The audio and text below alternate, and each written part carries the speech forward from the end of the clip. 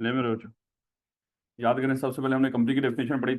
और कंपनी की डेफिनेशन याद होगी आपको कि जो रजिस्टर्ड हुई अंडर द कंपनी एक्ट 2017 या कंपनी लॉ। फिर हमने कंपनी लॉ की डेफिनेशन पढ़ी। फिर हमने डिस्कस किया था कि सर कंपनी की तरह के तो कुछ और इदारे भी होते हैं, उनको उनको मेरे बच्चे कवर करने के लिए हमने बॉडी कॉर्पोरेट की डेफिनेशन डिस्कस की थी।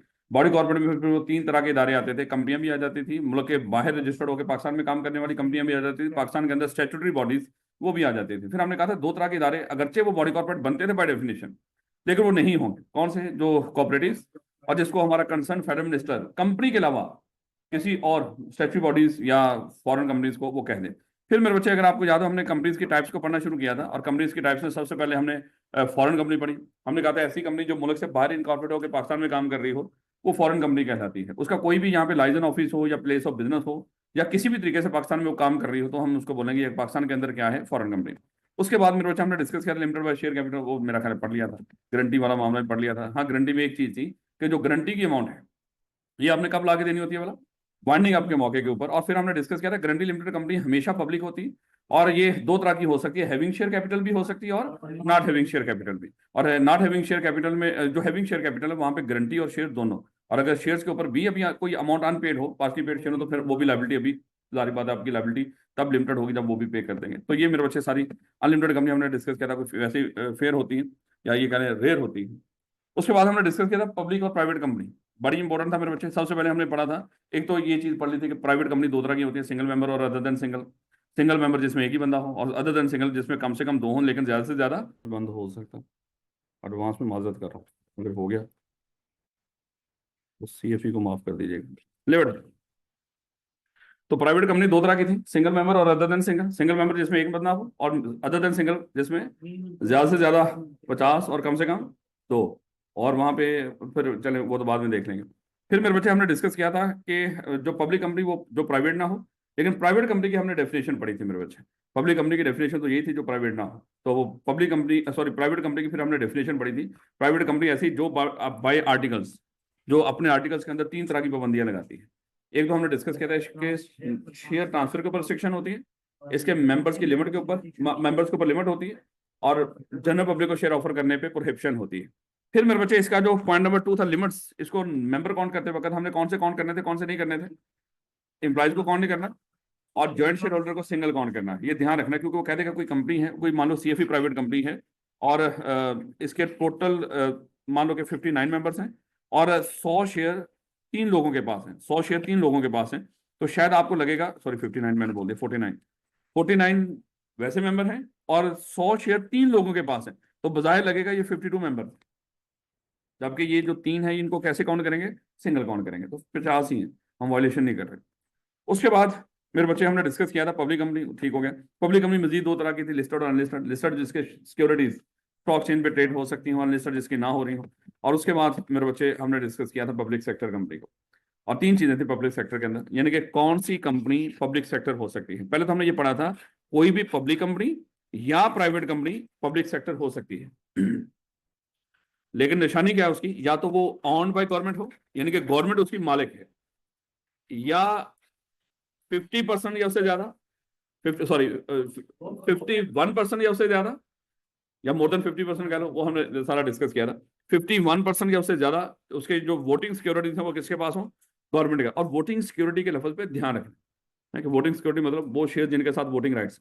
उसके बाद हमने डिस्कस किया था या किसी कंपनी के मेजोरिटी डायरेक्टर अपॉइंट करने की पावर किसके पास हो, गवर्नमेंट के पास हो। तो ये तीन सिचुएशंस होती हैं जहां पे कोई भी कंपनी पब्लिक सेक्टर हो सकती है, अगर वो ऑन बाय गवर्नमेंट हो, या गवर्नमेंट के पास उसके मोर देन 50% वोटिंग राइट्स वाले शेयर्स हो, या गवर्नमेंट के पास उसके मेजोरिटी डायरेक्टर अपॉइंट करने की पावर हो। और फिर अगली बात यहाँ पे सात लफ्ज यूज करता है, गवर्नमेंट या उसकी आगे एजेंसीज या उसकी कोई और मान लो कि कोई कोई डिपार्टमेंट्स वगैरह हो सकते हैं। ले बेटा, उसके बाद कल बड़ा इंपॉर्टेंट टॉपिक डिस्कस करना शुरू किया था मेरे बच्चों, होल्डिंग और सब्सिडरी का। हमने कहा था कि अगर कोई बंदा ये कहे कि मान लो कि आई कैप लिमिटेड, कोई आई कैप लिमिटेड है, ये होल्डिंग है, पक्की बात है इसकी कोई ना कोई सब्सिडरी होगी, क्योंकि हो ही नहीं सकता कि अगर हमने किसी कंपनी के साथ लफ्ज होल्डिंग लगा दिया हो उसकी सब्सिडरी ना हो। तो आई कैप लिमिटेड अज्यूम कर लो, हम कहते हैं एक CFE लिमिटेड कंपनी है और ये उसकी सब्सिडरी है। फिर हमने कहा था ये आई कैप CFE की कैसे होल्डिंग बनी होगी, दो ही सिचुएशन हो सकती है। या तो आई कैप के पास सीएफई के voting rights more than 50% voting rights वाले शेयर्स हैं, या मेजोरिटी डायरेक्टर अपॉइंट करने की पावर है। अच्छा, मेजोरिटी डायरेक्टर अपॉइंट करने की पावर का एक और नाम भी था, बोर्ड की कंपोजिशन। यानी कि या तो सीएफई के बोर्ड की कंपोजिशन आई कैप के कंट्रोल में है, या उसके मोर देन 50% शेयर्स आई कैप के पास है, वोटिंग राइट्स वाले। और फिर अगर आपको याद हो, एक और पॉइंट हमने डिस्कस किया था, ये जो मोर देन 50% शेयर्स हैं जो आई कैप के पास हैं, ये चाहे उसके पास खुद के पास हो या उसकी सब्सिडरी के थ्रू, एसोसिएट वाले शेयर नहीं। यानी कि आई कैप लिमिटेड हमने डिस्कस किया था यहाँ पे कल, आई कैप लिमिटेड के पास खुद के पास तो सीएफई के सिर्फ 5% वोटिंग राइट्स वाले शेयर्स हैं, लेकिन इसकी एक सब्सिडरी S1, एक सब्सिडरी S2, इसके हैं 30% शेयर्स, और इसके हैं मेरे बच्चे मान लो 15% शेयर्स। मुझे बताएं, क्या सीएफई आई कैप की सब्सिडरी है? क्यों? हाँ, अभी पूरे 50। बड़े ध्यान रखना है एक एक छोटी छोटी चीजों पे। और ऐसे ही वो हमारे साथ वहां पे मजाक करता है क्या, वो कहता है देखो मैंने तो इतनी सौखी चीज पूछी थी, ये तो अब आप पे है कि आपने किस तरह सोचा उसको। तो मेरे से अज्यूम कर लो इसकी एक एसोसिएट कंपनी है, एसोसिएट कंपनी, उसके पास इसके 10% शेयर्स हैं, फिर भी नहीं, तो खुद 6% अपने पास आप बन जाएगा। तो ये ध्यान रखना मेरे बच्चों, यानी कि अपने पास शेयर्स हो या अपनी सब्सिडी। लो बेटा, यहां तक मेरा ख्याल है कि हमने कल पढ़ा था इसको। कह रहा है कि सब्सिडी कंपनी या सब्सिडी इन रिलेशन टू, क्या होल्डिंग कंपनी तो हमने डिस्कस किया था, ऐसी कंपनी होल्डिंग जो यही डेफिनेशन थी ना, होल्डिंग कंपनी ऐसी जो होल्डिंग हो और उसकी कोई सब्सिडी, उसको हम होल्डिंग बोलते हैं। फिर हमें सब्सिडी की डेफिनेशन पढ़नी पड़ी थी, तो सब्सिडी की कंपनी की डेफिनेशन के अंदर उसने बताया था कि ऐसी कंपनी जिसके बोर्ड की कंपोजिशन कोई और कंपनी होल्डिंग कंट्रोल कर रही हो, या है, एक ही कंडीशन पूरी होगी तो ये सब्सिडरी है और वो होल्डिंग है। यानी कि अगर किसी कंपनी के बोर्ड की कंपोजिशन किसी और के कंट्रोल में, तो वो क्या बन जाएगी, इसकी होल्डिंग। याद रखोगे, दूसरी कंडीशन देखने की जरूरत नहीं है। हाँ, अगर यहाँ पे एंड होता तो ये दोनों कंडीशन पूरी करनी थी। या वो कहता है exercise are control more than one half of its voting security, more than one half की बात हुई, यानी कि 50% से ज्यादा वोटिंग राइट वाले शेयर्स वो कंट्रोल करते हो खुद या सब्सिडी से मिलकर उस कंपनी के। फॉर पर्पज ऑफ अबव, आगे उसने मजीद एक्सप्लेन किया था ऊपर के पॉइंट्स को।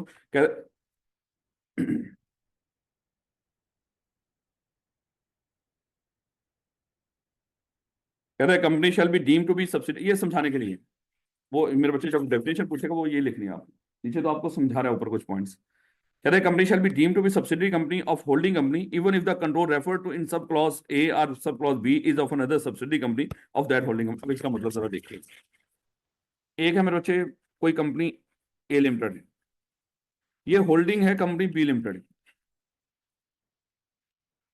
अच्छा, कंपनी बी लिमिटेड की आगे एक सब्सिडरी है सी लिमिटेड,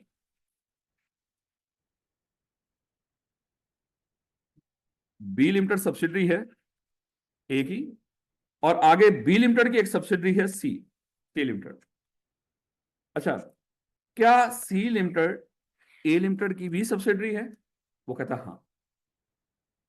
ये लाइनें जरा अब मैं पहले जरा आपको बता दूं, याद रखना कि अगर एक कंपनी की कोई सब्सिडरी हो और उस सब्सिडरी की आगे सब्सिडरीज, वो होल्डिंग की भी सब्सिडरीज होती हैं। याद रखोगे इस बात को, क्योंकि ये ऐसे ही ना, जैसे मानो कि चेन बनी होती है, जैसे दादाजी होते हैं, फिर आगे अब्बा जी, फिर आगे उसकी औलाद, ऐसे फिर औलाद की औलाद। तो मेरे से ये दादाजी होल्डिंग कंपनी है अब्बा जी की, है वो सब्सिडी, सारी बात माता है ना। और ये जो सारी औलाद है ये इसकी माता है, अज्यूम कर लो ये उसकी माता है। वैसे ही ये जितने मान, चलो इस तरह की बात कर लेते हैं, ये दोनों किसका कहना मानेंगे? अब्बा जी का, अज्यूम कर लो। चले इसको चाहे रहने दो, औलाद किसका कहना मानेंगे? अब्बा जी। और अब्बा जी किसके कहने पे चलते हैं? दादाजी के। और जब कोई बंदा आपके कहे पे चल रहा हो तो एक्चुअली उसका उसके ऊपर आपका होल्ड है ना, क्योंकि ये कंपनी देखो, ये कंपनी अगर ये जो दादाजी इस औलाद को कुछ कहेंगे ना, ये इनकार कर ही नहीं सकते, ये इनकार कर ही नहीं सकते। और अगर इनकार करेंगे भी नहीं कि इनको बताएं, ये उसके अंदर ये करा लेंगे, क्योंकि इसके ऊपर इसका कंट्रोल है। तो सादा अल्फाज में इतना याद रखना, एक कंपनी होल्डिंग हो, उसकी सब्सिडरी हो, और सब्सिडरी की आगे सब्सिडरीज, ये जो सब सब्सिडरीज होती हैं, ये भी होल्डिंग की सब्सिडरी ही होती है। इसको कहते हैं इनके ऊपर सर उसका कंट्रोल तो डायरेक्टली नहीं, मान लो कि इसका डायरेक्ट इससे कोई लेना देना नहीं, लेकिन मेरे बच्चे यहाँ पे इस एच का अगर अपनी सब्सिडरी के जरिए कंट्रोल आ जाए किसी कंपनी के ऊपर, तो वो भी सब्सिडरी बन जाती है। यानी कि किसी और कंपनी के ऊपर किसी होल्डिंग का अपनी सब्सिडी के जरिए कंट्रोल आ जाए, वो भी होल्डिंग की सब्सिडी बन जाती है। और वो कंट्रोल कैसा, वही 2 पॉइंट वाला। यानी कि ये जो सब्सिडरी है, ये सब्सिडरी की कैसे सब्सिडरी बनी होगी? या तो इसके पास इस कंपनी के मोर देन 50% शेयर्स होंगे, या इस कंपनी के बोर्ड की कंपोजिशन इस कंपनी के कंट्रोल में। तो सिर्फ ये बात समझाना चाह रहा, अब जरा लाइनें पढ़िएगा दोबारा। कह रहा है एक company shall be deemed to be subsidiary company. अब हम इसकी बात करने लगे, ये सी लिमिटेड की, हम सी लिमिटेड की बात करने लगे। एक कंपनी, ये C limited shall be deemed to be subsidiary company of the holding company even if the control referred to in sub clause A or sub clause B is of another subsidiary companies of the holding company। चाहे वो जो control है वो holding का directly अपना ना हो, वो उसके अपनी सब्सिडरी के जरिए उस पर कंट्रोल हो, तो फिर ये कंपनी होल्डिंग की भी सब्सिडरी है, वो जो ऊपर है।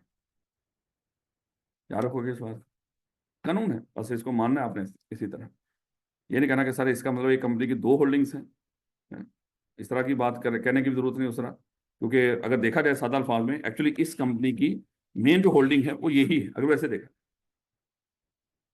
हाँ, क्योंकि मेन तो सबसे मेन तो वो है जिनका होल्ड है इनके ऊपर, क्योंकि ये उसके मातहत चलती है और ये उसके मातहत, तो फिर उसके भी मातहत है।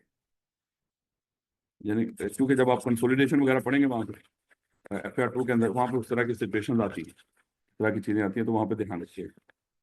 ले बेटा,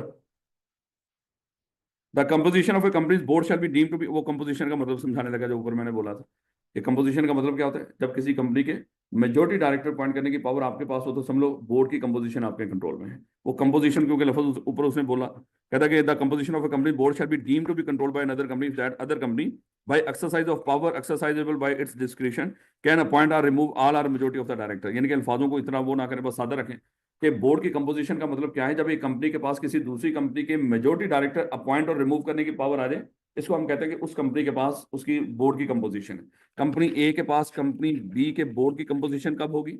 अगर कंपनी ए कंपनी बी के मेजोरिटी डायरेक्टर अपॉइंट कर सकती हो या मेजोरिटी को रिमूव कर सकती हो, दोनों सूरत, रिमूव करने की पावर हो फिर भी एक ही बात है। ले बेटा,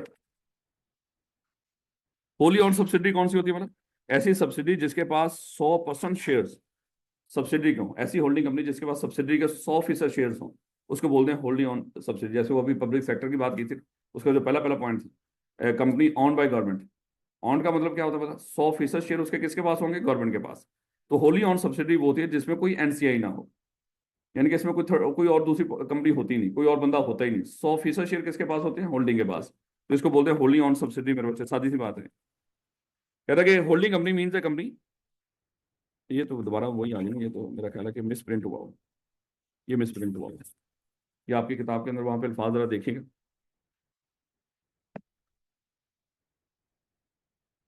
बल्कि यहाँ पे शायद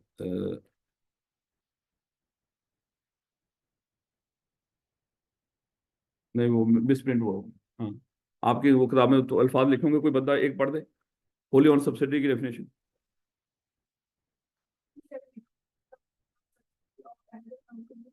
Or the statutory body if all its shares are owned by that other company or statutory body। कोई बात मेरा अच्छा कि ये कंपनी H है, इसके पास अगर कंपनी एस के 100% शेयर है, तो फिर समझ लो कि कंपनी एस की क्या है? Wholly owned, sorry company H की क्या है? Wholly owned subsidy. Wholly owned holding नहीं होती, होली ऑन सब्सिडरी होती है। ऐसी कंपनी जिसके 100% शेयर किसी एक कंपनी के पास हो, सदा अल्फाज में। ले बेटा, ये थोड़ी सी रट्टे वाली बात है। तकरीबन तकरीबन कोई एक सवाल कोई 4 से 5 नंबर का इस एरिया से आ जाता है जो अभी तक आपने पढ़ा। इसको ये ना समझना कि ये कोई फजूल चीज़ है, ज़्यादा नंबर का भी आ सकता है, तो इतना यहाँ से वो टेस्ट कर लिया करता है अक्सर। ले बेटा, ये SCCP क्योंकि हमने डिस्कस किया था अभी, एक जिस तरह हमारे लिए कुछ अदालतें हैं, कुछ पुलिस वाले हैं, सारे मामला जो जिंदा इंसान हैं, इनको इनके कंडक्ट को रेगुलेट करने के लिए कुछ इदारे हैं, कानून बनाने वाले इदारे हैं और उस कानून को नाफिज करने वाले भी इदारे हैं। इसी तरह ये जो हमने आर्टिफिशियल पर्सन बनाया, ये आर्टिफिशियल पर्सन के मेरे बच्चे इसके भी कंडक्ट होते हैं, आर्टिफिशियल पर्सन के भी। इसके कंडक्ट को भी कंट्रोल करने के लिए कुछ इदारे कानून बनाने वाले भी हैं, और कुछ इदारे फिर वो जो पुलिस वाला काम ना जिस तरह का उस कानून को इम्प्लीमेंट करने वाले, वो भी हैं। तो यहाँ पे कंपनीज के लिहाज से कानून बनाने के जो इख्तियार हैं, याद है बचपन के अंदर जब आपने बिलो पढ़ा, बिलो में वो आखिर के ऊपर आपने एक डेलीगेटेड लेजिस्लेशन पढ़ी थी, है कि बात का जो वो जो पार्लियामेंट है वो कानून साजी आगे मुंतकिल कर देते हैं अपने मातहत इदारों को। ये जो SCCP है, securities and exchange commission of Pakistan, ये गवर्नमेंट का मातहत इदारा है, ये गवर्नमेंट का इदारा।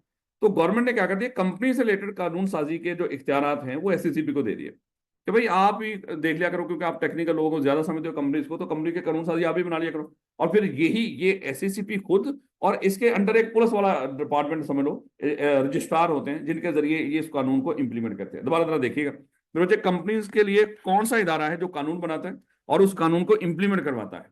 तो SCCP ऐसा इदारा है जो कंपनीज के लिए कानून साजी कर रहा है। लेकिन ये कानून साजी किस उसमें कर रहा है, पावर में, डेलीगेटेड लेजिस्लेशन के अंदर, क्योंकि वैसे पाकिस्तान के अंदर कानून साजी पार्लियामेंट का ही इख्तियार है। क्या वो सदर साहब जो ऑर्डिनेंस, आपको पता है कि रात भी एक ऑर्डिनेंस आया, इस अक्सर ऑर्डिनेंस आते रहते हैं सदर साहब की तरफ से। वो पेट्रोल के पैसे कम करने थे ना, वो कम ही नहीं किए उन्होंने, वो जो होता है ना टैक्स टूक्स रेट, वो चेंज कर दी, टैक्स बढ़ा दिया उन्होंने। क्या मैं कहते हैं बलोचिस्तान पे पैसा लगाएंगे हम यहां से कमा के। देखिए मेरे बच्चे, SCCP securities and exchange commission of Pakistan, चाहे इसको खाली कमीशन बोल दो, यहाँ पे कमीशन का मतलब SCCP है, चाहे लफज खाली कमीशन बोल दो, चाहे इसको SCCP बोल दो, चाहे पूरा लफज बोल देना securities and exchange commission of Pakistan, examiner समझ आता है। एग्जामिनर इनमें से कोई भी लफज बुरा नहीं मानता। SCCP का लफज, कमीशन का लफज और पूरा लफज चाहे बोल दो। तो एक तो मेरे the commission means the securities and exchange commission of Pakistan, कहता कमीशन का मतलब क्या है, जो SCCP है उसको हम कमीशन कहते हैं। और ये किस कानून के तहत बना हुआ है? SCCP act 1997। ये पूछ सकता है पेपर के अंदर, क्योंकि रट्टा है, हो सकता है MCQs के अंदर पूछ ले। अच्छा बताओ SCCP किस एक्ट के तहत बना हुआ? SCCP act 1997। अब ये यहाँ पे मेरे बच्चे अभी हमने डिस्कस किया था, क्या हम इसको कंपनी कह सकते हैं? क्यों नहीं कह सकते? हाँ, ना तो कंपनी एक्ट में रजिस्टर्ड हुआ 2017 में, और ना ही कंपनी लॉ में, क्योंकि इसका अपना कानून है। और वो कौन सा है? SCCP act 1997। इसका मतलब क्या हुआ, ये एक स्टैट्यूटरी बॉडी है, ये भी एक कानूनी बॉडी है, जैसा हमने वो बिल्कुल बॉडी कॉर्पोरेशन की डेफिनेशन में डिस्कस किया था। अब अगली बात मेरे बच्चे, छोटी छोटी बातें, इसकी हम कंपोजिट ऑर्गेनाइजेशन डिस्कस करेंगे, इसके ऑफिस डिस्कस करेंगे, और इसकी पावर और जो फंक्शंस हैं वो डिस्कस करेंगे। SCCP का आगे एक मातहत इदारा होता है जिसको हम रजिस्ट्रार कहते हैं। तो रजिस्ट्रार की भी थोड़ी सी बातें मेरे बच्चे यहाँ पे डेफिनेशन भी पढ़ेंगे, और उसकी पावर्स एंड ड्यूटीज का भी जिक्र होगा। ये सब पढ़ने वाला मेरे बच्चे थोड़ा सा, कभी पूछा नहीं उसने, कभी नहीं पूछा उसने, लेकिन फिर भी जो चीज़ ना पूछी गई हो वो हमेशा अहम होती है। तो अब उसने कहना कि चलो जाते जाते कुछ चीज़ पूछ ही जाते हैं। पुराने वक्तों में पूछ लेता होगा कभी, लेकिन अब नहीं वो पूछता है इस एरिया से कभी भी, लेकिन हो सकता है MCQs के अंदर या कहीं पे पूछ ले। मेरे बच्चे रट्टे वाली बातें, SCCP बना SCCP एक्ट 1997 के तहत, लेकिन ये मेरे बच्चे ऑपरेशनल कब हुआ? 1 जनवरी 1999 को। हो सकता है MCQs के अंदर पूछ ले। अच्छा बताओ SCCP कब ऑपरेशनल हुआ? क्योंकि वहां पे नीचे जब 4 ऑप्शन आ रहे होंगे ना मेरे बच्चों, हमें अगर गौर नहीं किया होगा, हमें लगेगा वो लिख देगा 1 जनवरी 1997, 1998 या 1996 या जो भी है, इस तरह करके लिख देगा। लेकिन हमें ज्यादा जो अगर गौर नहीं की होगी तो ज्यादा जो शक पड़ेगा वो 1997 पे पड़ेगा, क्योंकि ये SCCP एक्ट 1997 है, वो ऊपर लिखेगा SCCP बनाया गया SCCP एक्ट 1997 से। अच्छा बताएं ऑपरेशनल कब हुआ है? हाँ, नीचे जब वो 2 साल के बाद जाके अच्छा खासा फर्क पड़ रहा है, तो इसलिए मेरे बच्चे इसको अपने रट ले रहे थे तरीके से 1 जनवरी 1999 को। अब उसके बाद मेरे बच्चे अगला सवाल पूछेगा आपसे MCQs में, क्या कंपनियां सिर्फ 1999 में ही बनी थी या उससे पहले भी हुआ करते थे? उससे पहले भी हुआ करते थे। क्या उससे पहले कंपनीज के मामला को रेगुलेट करने के लिए कोई इदारा नहीं हुआ करता था? होता होगा, है? तो इसका मतलब क्या हुआ, SCCP ने लाजमी तौर पर किसी इदारे को रिप्लेस किया हो। तो SCCP ने किस इदारे को रिप्लेस किया होगा? अगला सवाल ये होगा बेटा, CLA, कॉर्पोरेट लॉ अथॉरिटी। यानी कि पहले, आज हम जिसको SCCP कहते हैं, इसका पुराना नाम क्या हुआ करता था? CLA। जैसा वो सेंट्रल बोर्ड ऑफ रेवेन्यू का भी हुआ करता था, फिर फेडरल बोर्ड ऑफ रेवेन्यू कर दिया गया उसका। तो इस तरह नाम चेंज होते रहते हैं अक्सर। The former corporate regulatory body, ये थी मेरे बच्चे CLA। कह रहे it has been invested with, वो ठीक हो गया मेरे बच्चे, जरा देखिएगा। ICAP आपका एक खुद मुख्तार इदारा है। कभी गवर्नमेंट इसको पैसे दिया करती थी, गवर्नमेंट ने कहा कि भाई अपने खर्चे खुद उठाया करो। ये क्या है, आप पहुंच जाते हो यहाँ पे भीख मंगेयों की तरह। तो फिर ICAP को बड़ी हद तक मेरे बच्चे ऑटोनॉमी दे दी गई, इख्तियार दे दिए गए, खुद मुख्तारी दे दी गई। अब मेरे बच्चे इसी तरह, जिस तरह ICAP को खुद मुख्तारी है मामलात के लिए, जो उसके उसके जो ऑपरेशंस हैं, एडमिनिस्ट्रेशन है और फाइनेंस है, इसी तरह जो SCCP है उसके ऑपरेशनल मामलात, एडमिनिस्ट्रेटिव मामलात और फाइनेंशियल मामलात के लिए उसको खुद मुख्तारी है। यानी कि वो अपने मामलात खुद देख रहे हो। तो ये मेरे बच्चे बहुत बड़ी पावर होती है, जैसे नैब वगैरह है उनमें भी इस तरह की चीजें होती हैं। तो ये एससीसीपी भी इतना ही पावरफुल इदारा है कि ये खुद मुख्तार इदारा है, यानी कि इसमें बाकी इन्फ्लुएंसेस कम होते हैं बाकी गवर्नमेंट। ऑफिस इसके कहाँ कहाँ पे है मेरे बच्चे, अगली बात ये पूछ सकता है पेपर के अंदर। इसके टोटल 9 ऑफिस है, एक हेड ऑफिस है और 8 रीजनल ऑफिस है। ये जो रीजनल ऑफिस है ना, इनके अंदर रजिस्ट्रार बैठा हुआ है। ये जो रीजनल ऑफिस होंगे इनके अंदर कौन बैठा हुआ है, रजिस्ट्रार। एससीसीपी के टोटल 9 ऑफिस है टोटल, लेकिन उन 9 ऑफिस में से 9 ऑफिस में से एक है मेरे बच्चे हेड ऑफिस और 8 क्या है, रीजनल ऑफिस। ये जो हेड ऑफिस है मेरे बच्चे ये इस्लामाबाद में है, लेकिन इसके 8 रीजनल ऑफिस कहाँ पे हैं, तो समझाने के लिए वैसे मैं बच्चों को बता रहा था क्योंकि शहर लिखे हुए हैं, पूछेगा पेपर के अंदर। 8 रीजनल ऑफिस कहाँ पे हैं, तो 6 तो मेरे बच्चे वहां इसके रीजनल ऑफिस वहां पे जहाँ पे पीएसएल की टीमें हैं। अब पीएसएल क्योंकि हम देखते को नहीं, मुझे 1-2 दिन पहले पता चला कि पीएसएल शुरू हुआ। ये भी नहीं पता था कि मुल्क के ये हालात हो, तो पता किसी को पता चला कि कब क्रिकेट भी हो रही है यहाँ पे है। गजा का हाल देखो, यहाँ पे अपने मुल्क का हाल देखो, और माशाल्लाह यहाँ पे पीएसएल हो रही है, तो लोगों को क्या खाक पता चलेगा। खैर, कभी लोग अपने बॉलर बैट्समैन के बारे में सोशल मीडिया पे शेयर करते थे, कुछ और प्रायोरिटीज है। खैर, तो जहां जहां से पीएसएल की टीम आई है वहां वहां पे मेरे बच्चे ये जो एसएससीपी के ऑफिस है, रीजनल ऑफिस, वहां वहां पे 6 टीमें, 6 तो वहां पे इस्लामाबाद में भी है, क्वेटा में भी है, लाहौर में भी है, कराची में भी है, मुल्तान में भी है, और कौन सी थी तो रह गई थी, पेशावर। तो 6 ये हो गए, 2 और रह गए। 2 मेरे बच्चे बड़े संती शहर हैं, एक है फैसलाबाद और एक है सखर। फैसलाबाद बड़ा संती शहर है और वहां पे उधर सिंध में सखर। तो ये मेरे बच्चे टोटल हमारे 8 हैं या सनती इंडस्ट्रियल इंडस्ट्रियल ये सिटीज हैं दोनों। तो यहाँ पे रीजनल ऑफिस हैं, क्योंकि ये कंपनी आगे हम डिस्कस करेंगे, ये कंपनी बनाने के सारे मामला रीजनल ऑफिस डील करते हैं, रजिस्ट्रार। तो इसलिए मेरे बच्चे अहम जगहों पे ये बनाए हुए हैं। तो अब देखिएगा, एसएससीपी हेड ऑफिस इस्लामाबाद में है। इट हैज 8 रीजनल ऑफिस, यानी कि रीजनल ऑफिस 8 और एक हेड ऑफिस, टोटल ऑफिस कितने हो गए, 9। और वो कहते हैं कि कंपनी रजिस्ट्रेशन ऑफिस, इनका नाम मेरे बच्चे ये जो रीजनल ऑफिस है इनको कंपनी रजिस्ट्रेशन ऑफिस भी कहते हैं। और यहाँ पे बैठा कौन होता है, रजिस्ट्रार। कहते हैं कि 1 एट फेडरल कैपिटल, और जो रीजनल ऑफिस हैं 8, उनमें से एक इस्लामाबाद में है, 4 मेरे बच्चे सूबों के जो कैपिटल हैं वहां पे हैं, और 2 मेरे बच्चे 3 जो बाकी रह गए, मुल्तान, फैसलाबाद और सक्कर। यानी कि एक इस्लामाबाद में, 4 सूबों के कैपिटल सिटीज के अंदर, और 3 ये वाले। तो 7 अल्फाज में मेरे बच्चों को चाहे वो पीएसएल के लिहाज से 2 रख लें या ये 4 के लिहाज से 3 याद कर लें, तो ये भी बल्कि 5 के साथ 3, क्योंकि वो कैपिटल पाकिस्तान का, यानी कि जो जो पाकिस्तान का कैपिटल है, चाहे वो सूबे का है चाहे वो ओवरऑल पाकिस्तान का है, जो जो इस पाकिस्तान में कैपिटल हैं वो वहां पे 5 वो 3 शहर याद कर लो, या 6 पीएसएल की टीम है। और खैर याद रख लीजिए, बुरे वक्त का कोई पता नहीं होता। सर इस तरह की चीज आ रही है, बुरा वक्त थोड़ी होगा, ये तो अच्छा वक्त होगा, लेकिन गौर नहीं ना किया होगा, याद करके नहीं गए होंगे तो फिर उस वक्त बुरा वक्त शुरू होता है। ले बेटा आगे आगे, पावर एंड फंक्शंस। अब एसएससीबी मेरे बच्चे कंपनीज को रेगुलेट करता है और एक खुद मुख्तार किस्म का इदारा है, बड़ी पावर्स हैं इसके पास। अगली बात आती है कि सर इसके पास इतनी पावर्स कहां से हैं। 3 जगह हैं जहां से एसएससीबी को पावर मिलती है। खुद सोचें, यहाँ पे किसी को एक जगह से पावर मिल रही हो तो वही माननी है, और इसको 3 जगहों से पावर्स मिल रही है जिससे ये कंपनीज को रेगुलेट करता है। वो 3 जगह कौन कौन सी है मेरे बच्चे, सबसे पहले गवर्नमेंट। गवर्नमेंट के पास कंपनीज को रेगुलेट करने के लिए जो पावर थी ना, गवर्नमेंट के पास, एससीसीपी के पास कहां कहां से पावर आती है मेरे बच्चे। एक तो सबसे पहले गवर्नमेंट के पास, तो गवर्नमेंट के पास जितनी पावर थी गवर्नमेंट ने उठा के उसको दे दी। यानी कि गवर्नमेंट के पास खुद भी बड़े इख्तियार कंपनीज को रेगुलेट करने के, लेकिन गवर्नमेंट ने कहा कि हम तो बिजी हैं कहीं और, तो ऐसा करते हैं हम अपनी पावर इख्तियार किसको दे देते हैं, एससीसीबी को। तो कंपनीज को रेगुलेट करने की पावर मेरे बच्चे एक तो गवर्नमेंट की तरफ से आ गई एससीसीबी के पास। उसके बाद एससीसीबी का जो अपना एक्ट था 1997, ये 1997 एक्ट जो एससीसीबी का था, इसमें बड़े सारे इख्तियार लिखे हुए कि आप ये भी कर सकते हैं वो भी कर सकते हैं। सिर्फ यहां तक नहीं, हमारा जो कंपनी एक्ट 2017 है, ये कंपनी एक्ट 2017 है, इसके अंदर बड़े सारे इख्तियार जगह जगह पे आपको मिलेगा। ये काम सिर्फ एससीसीबी की इजाजत से ही हो सकता है। तो 3 जगहों से मेरे बच्चे एससीसीबी को पावर मिलती है, गवर्नमेंट से, उसके बाद एससीसीबी के अपने एक्ट से, और कंपनी एक्ट 2017 से। इनको वो इंजॉय करता है और इसके जरिए वो कंपनीज को रेगुलेट करता है। The commission shall exercise such powers and perform such function as are conferred on it by or under company act 2017। The power and function of the commission under company act 2017 are in addition to the power and function. यानी कि देखो, पहले तो उसने line लिख दी, ये जो एससीसीबी power और फंक्शन यूज करेगा किसके तहत यूज करेगा, कंपनी एक्ट 2017। कहते हैं in addition to the company act 2017 इसको पावर एंड फंक्शन कहीं और से भी मिल रहे हैं। और वो कहां से मिल रहे हैं मेरे बच्चे? इसके अपने एक्ट 1997 से। और बात यहां तक नहीं रुकी, SCCP has been vested with a lot of power under the company act 2017 and other relevant laws. SCCP has got power to regulate the affair of all the companies including insurance company, banking, जो भी है यहां से मेरे बच्चे। उसके बाद law has vested various power to SCCP and also federal government is empowered to vest its power to the SCCP to the extent it thinks fit. यानी कि गवर्नमेंट ने भी जो उसको मुनासिब लगी वो पावर इसको ट्रांसफर की हुई है।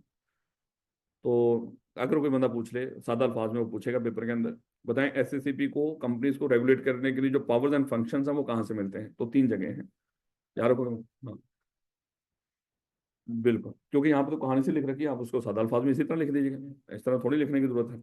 ले बेटा अगली बात आ गई रजिस्ट्रार। कहाँ पे बैठा होगा बोला? Regional office. तो रजिस्ट्रार के कितने ऑफिस हैं बोला? वैसे देखा 8, तो 8 शहरों में ये बैठा होता है रजिस्ट्रार। और जाहिर बात है कंपनीज के मामला।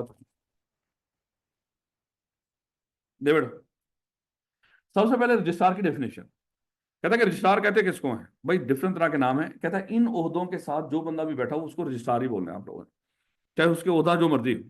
जैसे रजिस्ट्रार का मतलब, कहता है रजिस्ट्रार कौन होता है? कहता है जो रजिस्ट्रार हो वो रजिस्ट्रार ही होता है। या additional registrar, joint registrar, deputy registrar, additional joint registrar, assistant registrar. कहता है जो मर्जी नाम हो, आपने इनको क्या समझना है? रजिस्ट्रार। हो सकता है ना आप रजिस्ट्रार के ऑफिस में जाएं कंपनी को रजिस्टर करवाने के लिए, और वहां पे बैठा हो एडिशनल ज्वाइंट रजिस्ट्रार, वो कहेगा सर मुझे डॉक्यूमेंट दे दो, मैं कर देता हूँ, सारा प्रोसेस कर रहा हूँ। वो आप लोग कहेंगे नहीं नहीं तो रजिस्ट्रार से मैंने बात करनी है, तो चपेड़े पड़ेंगे वहां पे। वो कहेगा तूने डेफिनेशन नहीं पढ़ी हुई, मैं भी रजिस्ट्रार हूँ। डेफिनेशन के मुताबिक इन सबको रजिस्ट्रार बोलते हैं, चाहे ओहदे इनके ये हैं, लेकिन कानून के तहत ये कौन है? ये रजिस्ट्रार है। याद रखोगे इस बात को।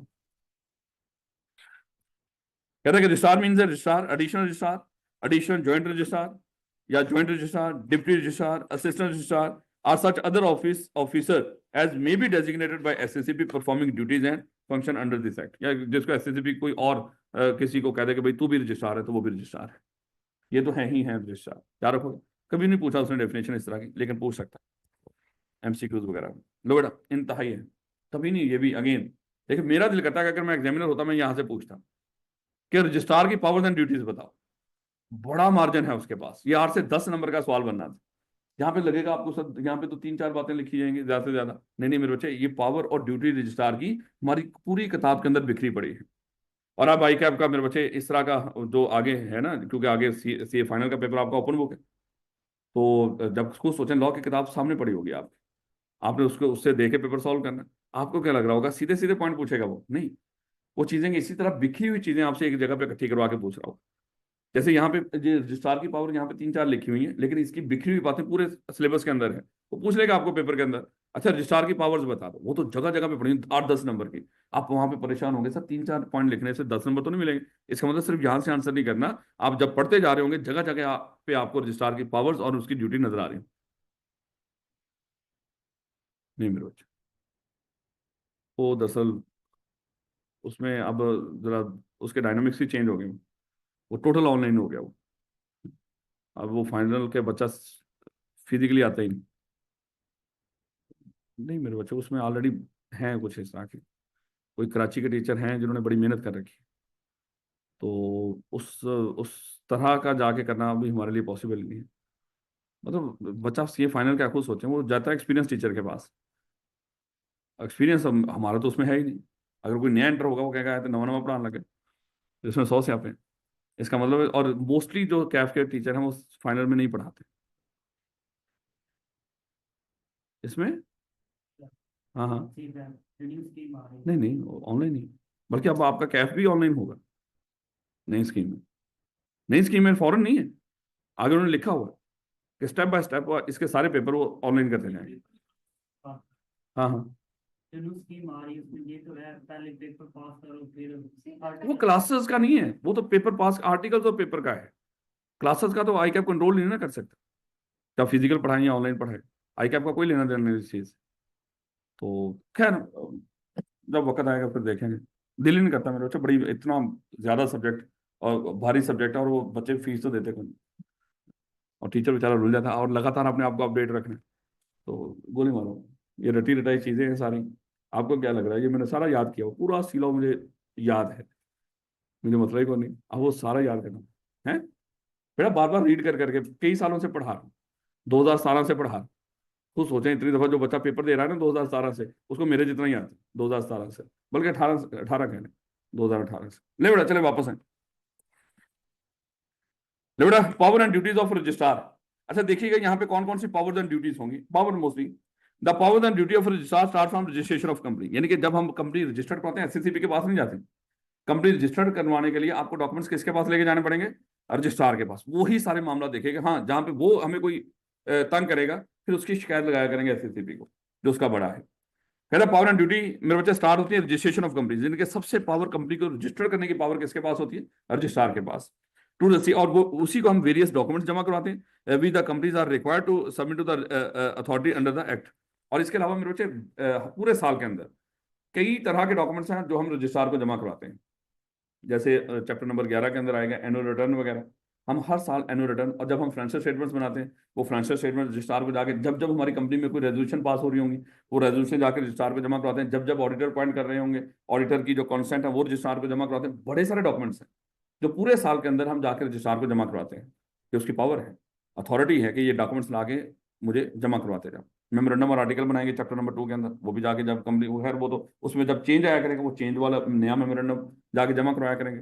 तो इसलिए अल्फाज बोले with the company are required to submit. कहता है ये क्या कहते हैं, वेरियस डॉक्यूमेंट्स रिसीव करता रहता है पूरे साल के अंदर भी, जो कि कंपनीज को रिक्वायर्ड है कंपनी एक्ट 2017 के तहत कि जाकर रजिस्ट्रार को जमा करवाओ। ये भी इसका यानी कि इख्तियारात के शामिल है। क्या चीज? एक तो कंपनी के रजिस्ट्रेशन का मामला, और उसके बाद पूरे साल के अंदर जो वक्तन फवक्तन कंपनी ने डॉक्यूमेंट्स जमा करवाने होते हैं कंपनी एक्ट 2017 के तहत, वो भी रजिस्ट्रार पे जमा होते हैं, एससीसीबी को नहीं होते डायरेक्टली। ये सारे रजिस्ट्रार को जा रहे होते हैं। हाँ, कुछ जगहों पे एससीसीबी के पास भी जाते हैं। लो बेटा नेक्स्ट देखिएगा। यानी कि एक पावर यहाँ पे मिल गई, दूसरी पावर ये मिल गई, यानी कि कंपनी को रजिस्टर करने वाली पावर, और उसके बाद वेरियस डॉक्यूमेंट्स रिसीव करने की पावर। उसके बाद मेरे बच्चे कह रहे he keeps the record of mortgages and charges. जब हम बड़े होंगे इंशाल्लाह चैप्टर नंबर 7 पढ़ेंगे। हाँ, चैप्टर नंबर 7। उस चैप्टर नंबर 7 के अंदर मेरे बच्चे मॉर्गेज एंड चार्जेस हैं पूरे के पूरे। सिक्योरिटीज, सिक्योरिटीज, मॉर्गेज और चार्ज, यानी कि सिक्योरिटीज में ये 3 है, मॉर्गेज, चार्ज और प्लेज। सिक्योरिटीज हमने पढ़नी है चैप्टर नंबर 7 के अंदर। उसके अंदर मेरे बच्चे वहां पे हम डिस्कस करेंगे कि जितने कंपनी मॉर्गेज और चार्ज क्रिएट करवाती है अपने एसेट्स के ऊपर, अभी नहीं ये समझ आएगी लाइन, जब हम पूरा चैप्टर पढ़ लेंगे फिर आपको पूरे सही तरीके से समझ आ जाएगी। फिलहाल वैसे ही बता रहा हूँ। मान लो कि सीएफई के सामने बैंक के पास गया और बैंक को जाके कहा कि सर मुझे उधार दे दो। बैंक कहता है कि सीएफई को सिक्योरिटी दे दो। हमने कहा कि इस बिल्डिंग के ऊपर हम आपका चार्ज क्रिएट कर देते हैं। ये चार्ज का मतलब हम पढ़ेंगे वहां पे, इसका मतलब होता है राइट क्रिएट कर देना। राइट क्रिएट कर देना कि सर अगर कल हमने पैसे वापस लाना कि इस बिल्डिंग के ऊपर आपका राइट होगा। ये हमने क्रिएट कर दी सिक्योरिटी, हमने समझ लो उनको सिक्योरिटी दे दी। अब मेरे बच्चे हमने जिस जिस एसेट के ऊपर इस तरह मॉर्गेज या चार्ज क्रिएट किए होते हैं, तो ये हमने रजिस्ट्रार के पास जाके जमा करवाने होते हैं। उसके पास एक रजिस्टर होता है हमारी कंपनी का, उसमें लिखा आ रहा होता है कंपनी सीएफई ने अपने फलाने जनरेटर के ऊपर भी फलाने बैंक की फेवर में मॉर्गेज चार्ज क्रिएट किया हो, सीएफई ने अपनी फलानी बिल्डिंग के ऊपर ये इसके ऊपर मॉर्गेज चार्ज, उसके ऊपर हमारे जितने मॉर्गेज और चार्जेस होते हैं उनका एक प्रॉपर रजिस्टर पड़ा होता है। जब जब उनमें कमी हो रही हो या इजाफा हो रहा हो हम जाके उसको अपडेट करवाते हैं। ये भी पावर होती है रजिस्ट्रार के पास। याद रखोगे मेरे बच्चे, जब हम पढ़ेंगे रेलिवेंट चैप्टर फिर आपको इस लाइन की सही से समझ आ जाएगी। And also keep track of company routine documents beside his power to call the officer of the company. अगली पावर, ये जब चाहे कंपनी के किसी भी ऑफिसर को कॉल कर सकता है। आज ये नहीं कि कॉल कर सकता है, बुला सकता है उसको अपने ऑफिस में कि यहाँ पे हाजिर हो। इंक्लूडिंग डायरेक्टर और ऑफिसर्स के अंदर वो कहता है डायरेक्टर भी शामिल है फॉर इन्फॉर्मेशन और एक्सप्लेनेशन। यानी कि अगर उसने कंपनी से रिलेटेड कोई इन्फॉर्मेशन और एक्सप्लेनेशन लेनी हो तो कंपनी के किसी भी ऑफिसर इंक्लूडिंग डायरेक्टर उसको बुला सकता है अपने ऑफिस के अंदर। Next power, and also empower to inspect the books and record of the company. जब चाहे कंपनी में छापा मार के वहां की बुक्स और रिकॉर्ड वगैरह को इंस्पेक्ट भी कर सकता है, वो कंपनी रोक नहीं सकती इसको। उसके बाद ही may seize the books and record if he believe that seizure is necessary to reach or certain facts by commission. अच्छा, अक्सर कमीशन पता है जब किसी कंपनी के ऊपर इल्जाम लगेगा ना ये कंपनी फलानी मनी लॉन्ड्रिंग कर रही है, ये 2 नंबरियां कर रही है, तो एससीसीपी खुद नहीं आता वहां पे इन्वेस्टिगेट करने के लिए। एससीसीपी इसको इख्तियार दे देता है, जा जाके फलानी कंपनी के बारे में मेरे पास शिकायत आई है, उसके खिलाफ जाके कोई वो कर तहकीकात कर, इन्वेस्टिगेशन कर। तो फिर ये क्या करता है, इन्वेस्टिगेशन करता है, वहां पे छापा मारता है, वहां पे बुक्स ऑफ अकाउंट्स वगैरह सारा कुछ अपने कब्जे में ले लेते, उसको सीज कर लेते। और ये उस किताबों को उठा के लेके साथ भी लेके जा सकता है, ये चाहे तो उनकी कॉपी करवा के ले जाए। और ये किताबों को उस वक्त तक अपने पास रख सकता है जब तक एससीसीपी को मुनासिब लग रहा हो कि इन किताबों को अपने कब्जे में रख लो। याद रखोगे मेरे बच्चों, तो ये भी एक पावर है इसकी। तो ये कहीं ना कहीं बिखरी हुई कोई 5-6 पावर तो यहीं से मिल जाती है। ये होगी 2, उसके बाद ये 3 वाली यहाँ पे हो गया, ये ऑफिसर वगैरह को इंक्लूडिंग डायरेक्टर, ये 4 हो गया। उसके बाद ये बुक्स वगैरह को इंस्पेक्ट कर सकता है, 5 हो गया। उसके बाद ये रिकॉर्ड को कब्जा में करना है, ये 6 हो गया। लेकिन सिर्फ इतनी नहीं, आगे भी जगह जगह में बातें हैं। तो अच्छा खासा नंबर का है, क्योंकि इसने पूछा हुआ ना पहले, उसने नोटिस के ऊपर एक पूरा कोई 10-12 नंबर का सवाल पूछ लिया सिर्फ नोटिस की कम्युनिकेशन के ऊपर, और वो भी बिखरी हुई बातें थी मेरे बच्चे। खैर, सिर्फ डरा रहा हूँ वैसे ही, इंशाल्लाह तंग नहीं होंगे आप।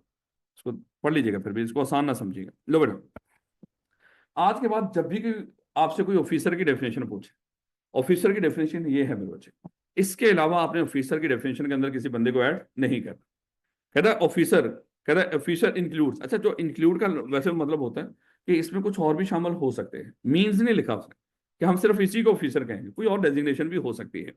कहता है ऑफिसर में कौन कौन शामिल होंगे कंपनी के, डायरेक्टर भी, chief executive, CFO, company secretary और other authorised officer of the company. क्योंकि अक्सर आई क्या कहते हैं एमसीक्यूज दे देते, और उनको यहाँ पे बता रहा था कि अच्छा बताइए यहाँ पे ऑफिसर की सही डेफिनेशन क्या है। तो इसमें कुछ और आगे पॉइंट्स आएंगे, वो आपको थोड़ा सा कंफ्यूज करेंगे। जब मैं पढ़ाऊंगा आपको, फिर मैं आपको बताऊंगा कि यहाँ पे जाके आप ऑफिसर की डेफिनेशन को कंफ्यूज करेंगे। तो खैर मेरे बच्चे, ये ऑफिसर की डेफिनेशन, कौन कौन लोग कंपनी के ऑफिसर्स होते हैं, ये याद रखिएगा। उसके बाद मेरे बच्चे छोटी छोटी डेफिनेशन होती है, क्योंकि जब कहीं पे लफ्ज ऑफिसर आए तो आपको ऑफिसर का, ये नहीं कि वो पेपर में पूछेगा, वैसे एमसीक्यूज में पूछ सकता है, लेकिन वैसे वो पूछे ऑफिसर की डेफिनेशन, ये तो बच्चों वाली बात है। लेकिन आगे जहां पे लफ्ज ऑफिसर आ जाए, आपके दिमाग में फौरन आना चाहिए इन लोगों की बात हो रही है। उसके बाद बोर्ड, तो बोर्ड मेरे बच्चे, यहाँ पे बोर्ड का लफ्ज बोर्ड भी बोला जा सकता है, बीओडी भी बोला जा सकता है मेरे बच्चे, बीओडी भी बोला जा सकता है, या खाली डायरेक्टर्स भी बोला जा सकता है, जो मर्जी लफ्ज बोल दें। ये डायरेक्टर्स की बात हो रही है।